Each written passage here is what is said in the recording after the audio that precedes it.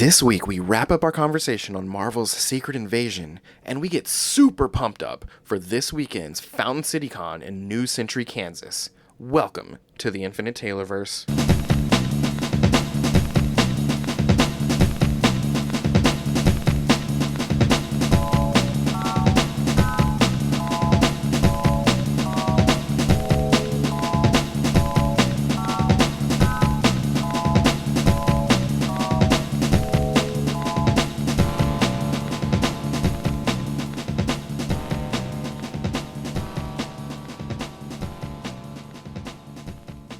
Warning. Red alert. Ay, ay, ay, ay, ay! Danger, Will Robinson.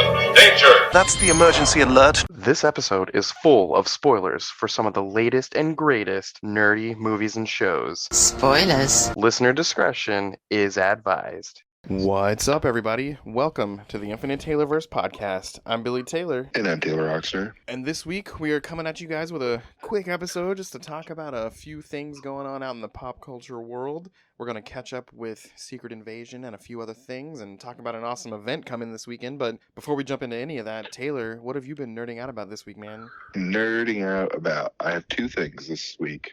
One is the DC comic series Invasion. It's like 3 books long. It's prestige. And they're like 80 pages, no ads. So it's like a book, you know? But it's awesome. Check it out. I mean, it's really, I don't know if it's awesome, but I like it, actually, now that I'm thinking about it.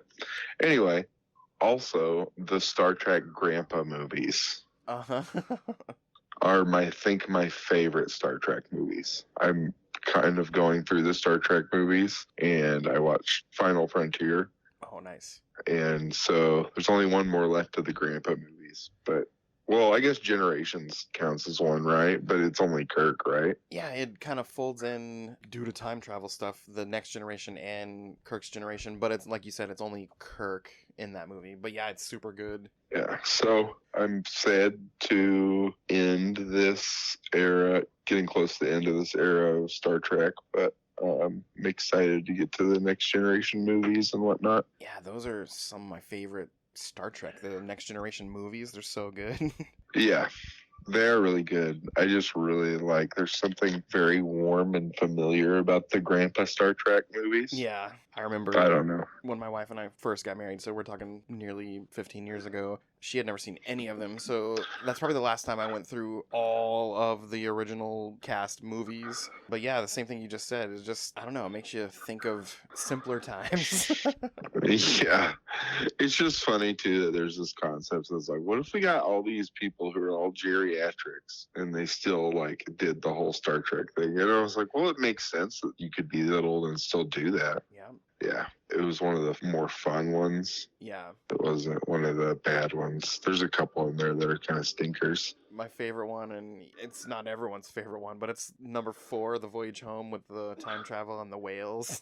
Yep, that's my favorite one too. That's a lot of fun. I think that one's hilarious. Yeah, those are awesome. Man, I can't wait for you to get to the Next Generation stuff. And then, are you going to plan on going through the Kelvin timeline stuff, the Chris Pine movies? Yeah, I've already watched all those before, but yeah. Nice. Well, cool.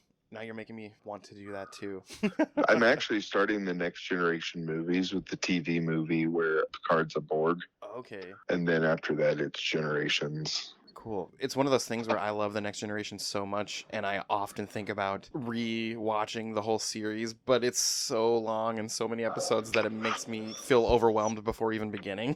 Yeah, in Next Generation, I have them all on DVD. They're gifted for me from my father-in-law. Yeah. And I think I'm on season 2, and I started watching it forever ago. Yeah. Well, season 3 is when it starts to get really, really good. Yeah, I've heard. Well, that's cool. Star Trek is awesome, and it's funny you said that. I've kind of been nerding out about Star Trek Strange New Worlds and Star Trek Lower Decks, and we mentioned a little bit last week with our friends Barry and Judd. They had that awesome crossover episode where the animated characters from the future got sucked in this time portal and crossed into Captain Pike's time period in live action, and it was just hilarious. They were acting just like their cartoon characters, and it was cool that the actual voice actors for those characters portrayed them in live action, and so that was really fun to watch that crossover happen. But yeah, Star Trek, man, good times.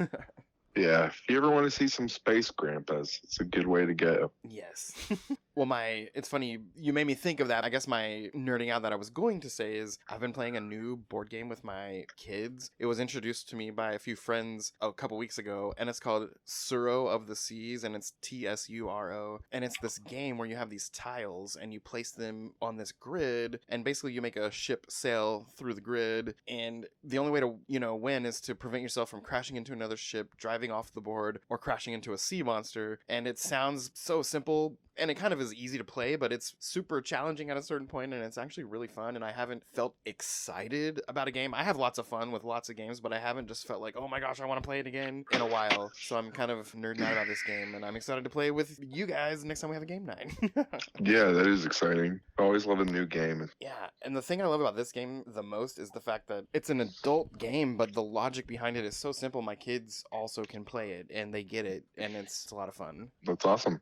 Well, hey, in terms of news, if you guys listened to us last week, you guys know that this weekend, the Taylorverse is going to be hanging out all weekend at Fountain City Con with all kinds of events happening. We got the Batman Mask of the Phantasm screening with some of the guys that helped make that thing exist. And we've got the con itself. We're going to be doing a panel with some awesome comic book creators. And we're going to be doing a live show in front of the crowd. So we've got some things to talk about, but that is just a few short days away. So we might hold off on a little bit of the news, and you'll hear us talk about it in the episodes to come. But tonight we do have a few things that we want to get through. And number one on our list is last week's Secret Invasion finale. Taylor, what'd you think, man? I really enjoyed it. It's a lot there. Right? Nick Fury left at the end, and we went back, which I was kind of disappointed about. Yeah. We do see him in that trailer, though, for the Marvels, so we know he's still involved. Yes. I'm interested to see how the Rhodey situation goes. Yeah. And I think I called it. Oh, you totally called it. I think the difference from what we kind of thought versus what is happening, it sounds like the director was interviewed shortly after the finale premiered, and he said that is Rhodey right after he got hospitalized in Civil War. So Yep. I guess he still has, wonky legs, but that's how long he's been out of the game. Yeah. And so, yeah, 100% you called it, and I guarantee your thoughts on what's going to lead to the whole armor wars is probably spot on, if not very close. Yeah. I think it's going to be Rhodey Unleashed. Yes. Angry. I hope we get to see the Punisher do the War Machine armor. Ooh. Like, I hope that would be really cool, a crossover in there. Yeah. But if he's going after people with Stark armor, do you think we'll see a lot of different armored baddies Ooh, like that we probably. haven't seen before? Yeah, and I wonder if we'll see anyone we have seen before as well. Yeah. Can see a Hammer, Justin Hammer. Justin Hammer. Yeah, I wonder But if we'll like in see the Justin original Hammer. Armor Wars, I mean, in the first issue, I think he fights the Collector. Wait, not the Collector, the Controller. That's what he's called. Oh, The okay. Controller. He does Whiplash. The guy who does Blacklash, I think his name is actually. He did some Guardsman armor, and Captain America fought him. And then he also killed the Shield because it was his technology. And then, man, it was so many characters that he went after that had his tech. Yeah. Good guys and bad guys. Crimson Dynamo, Titanium Man. I was wondering, thinking about other parts of the whole Secret Invasion thing, Gaia, who is basically now the Super Skrull, and then she's kind of recruited at the end by the British intelligence people. I wonder where we'll see her again, because that would be a total waste to never see that character again. Yeah, I was trying to figure that one out myself, actually, because I was like, it's the Super Skrull, but it's not the Fantastic Four. Yeah, and she's not really villainous. Uh-huh. I wonder could she be replacing Hulkling, maybe? Oh, maybe. Because he's not really a Hulk, he's a Skrull. Yeah. And he uses like different powers from different X-Men or whatever he's seen before. Gotcha. Avengers. Yeah, I don't know. My only thought after that whole thing was over, and she's really not a bad guy. I just wondered how they're going to use her again. Yeah, I don't know. Maybe we'll see her down the road. Maybe there could be a sword show she'll be attached to. Could be. But yeah, overall, I feel like the show's getting a bad rap. It's the lowest Rotten Tomato rated Marvel series ever, which blows my mind. I didn't think it was bad at all. That's the thing. Yeah. I wonder if it has to do with poor marketing. They didn't really talk a lot about it. Yeah, possibly. I mean, there are a lot of different things Yeah. Who about knows? it that I'm just kind of like, Okay, you know what I mean? Like, Yeah. I really don't understand what. Maybe it is. Maybe it's superhero fatigue. Yeah, that could be too. I mean, it hasn't hit me, but No, yeah, me I get it. neither. I don't know what they wanted out of it, I guess. Yeah, probably the stuff we kind of talked about and speculated about. They wanted that and didn't get it. Yeah, but I mean, that's been par for the course for most of these Marvel shows. Yeah, that's true. I mean, I don't know if Marvel's gotten to the point where, well, they did say they were going to slow down and start doing less projects, so that'll help a lot. And then they're past the COVID times, and eventually we'll be past the writer's strike and the Screen Actors Guild stuff. But Yeah, and it's funny you hopefully. mentions cutting back on the streaming. There's not really a lot of Star Wars news today, but one thing that was kind of written out there was with the whole Disney slowing down on series, there's rumors that Mandalorian season 4 won't really be a season, it'll be a movie, and I don't know what I think about that. That might be pretty cool, though. If they make it good, I guess it'll just be one of those like, oh, I wanted 10 hours of this, not 2. But, greedy nerds, that's just being a greedy nerd. Yeah. Maybe it'll be like a part 1, part 2 movie. Yeah. So you get like 4 hours. Oh, that's true. But yeah, there's a little bit more Marvel stuff and maybe a little bit of Star Wars stuff. You guys will hear us talk about that at our live show coming up. Same with DC. There's a couple of cool DC things, but we'll talk about that at our event this weekend. But a couple of things we kind of will talk about. I did have the chance to see the Teenage Mutant Ninja Turtles Mutant Mayhem this weekend with my kids. And I don't want to spoil it or anything like that this week. No review, really, other than it was awesome. And I don't really line up always with Rotten Tomatoes, but Rotten Tomatoes is giving it a 97%, and it's the highest turtle movie of all time.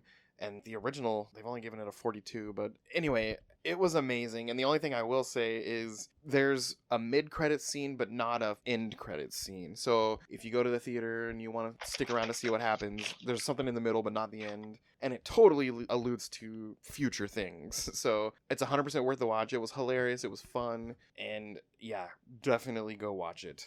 And I guess it's already been such a hit, and it hasn't even officially come out yet, that they've greenlit the second movie as well as a Paramount Plus spin-off series already. So Wow, it's so exciting. yeah. I really want to see this movie. Yeah, it's a lot of fun. Another quick random bit of news, Invincible Season 2, that's going to be coming out on Amazon Prime on November 3rd. That's about 3 months away, and we all loved that one, so that's fun. And a little Invincible things you can get before then are Omni-Man will be in the new Mortal Kombat game. Yes. And J.K. Simmons will be voicing him. Oh, that's awesome. So if you need a little fix before... Go get that game. Mm-hmm. Also, Amazon Prime just put out an Adam Eve prequel short movie. I think it's about an hour long, and it's a prequel all about her, just to kind of pump you up for this next season. So that's kind of cool, too. I haven't had a chance to watch it yet, but I want to. Yeah, same. And then a little bit of a bummer. This week we lost a comedy legend, a movie icon, Mr. Paul Reubens, a.k.a. Pee Wee Herman. That was a total bummer to see that. Yeah, it was a bummer. He was a real big deal to a lot of people around my age. Yeah, and obviously, like many people in the limelight, the man had some things happen in his life. He fell from glory at one point, but then rose back when he kind of got real and became Paul versus Pee-wee, and and he kind of rose back up again into popularity, and he played so many awesome characters, like obviously the iconic Pee-wee Herman, but he was the Penguin's dad in Batman Returns, so that's pretty cool. Yeah, he was also in The Invisible Man. A Mystery Man. Mystery Man, yeah, the Mystery Man. He was the spleen. The spleen. He had that awesome lisp. That's right. I haven't watched that movie in forever. And then he came back and he once again played Penguin's dad in the Fox Gotham series. That was kind of cool, too. I forgot that he did that. Yep. That's awesome. I remembered that and remember as soon as you said it, I was like, oh, yeah. Yep. But yeah, he was 70 years old and just kind of finally lost to a 6-year battle with cancer. And rest in peace, Paul Reubens. You left a major impact on the pop culture universe, man. Yeah, absolutely. One final thing I forgot to mention when we were talking about Marvel is starting today, we're recording on a Wednesday and this will be out Friday, so by the time you guys are listening, it's already out there, but you can go stream Guardians of the Galaxy Volume 3 on Disney Plus now, and I'm excited to watch it again. Absolutely. But yeah, that kind of wraps up the news. This weekend locally, as we've mentioned a few times at this point, we have Fountain City Con over in New Century, Kansas. Friday night, you guys are not going to want to miss this opportunity. Go grab a VIP ticket and go watch the screening of Batman Mask of the Phantasm over at the B&B Theaters on Midland Drive in Shawnee, Kansas. It's August 4th, Friday night at 7 p.m. In attendance will be some of the movie's creators, Alan Burnett and Kevin Altieri. You get access to the movie, access to a Q&A session, you get a limited edition print signed by those guys, and you get to get into the con for the whole weekend, all just because you bought that VIP movie pass. That's going to be so awesome. I can't wait to see what comes out of that. And then, of course, Saturday, August 5th, from 10 to 6, 9 to 6 if you buy an early bird access, and then Sunday, August 6th, 10 to 3, same thing, 9 to 3 if you get that early bird pass. That's the con. It's over in New Century, Kansas. It's at the New Century Fieldhouse, 551 New Century Parkway, New Century, Kansas. Think Gardner if you know the area. It's Gardner, Kansas, basically. We got a lot going on. We're doing a really cool panel with some comic creators. We're going to talk about licensing and some stuff that's interesting to comic book nerds like us. It's going to be awesome. And then that will be on Saturday. And then on Sunday, we're doing a live show in front of the crowd. So come on out, and obviously come on out to have a good time at the convention, because, man, it's going to be a lot of good stuff there for you guys. But Yeah. if nothing else, if you just want to see us, come on out and be a part of that live show on that Sunday. That'd be pretty awesome. But yeah, Taylor and I are so excited to be there and see folks and have fun.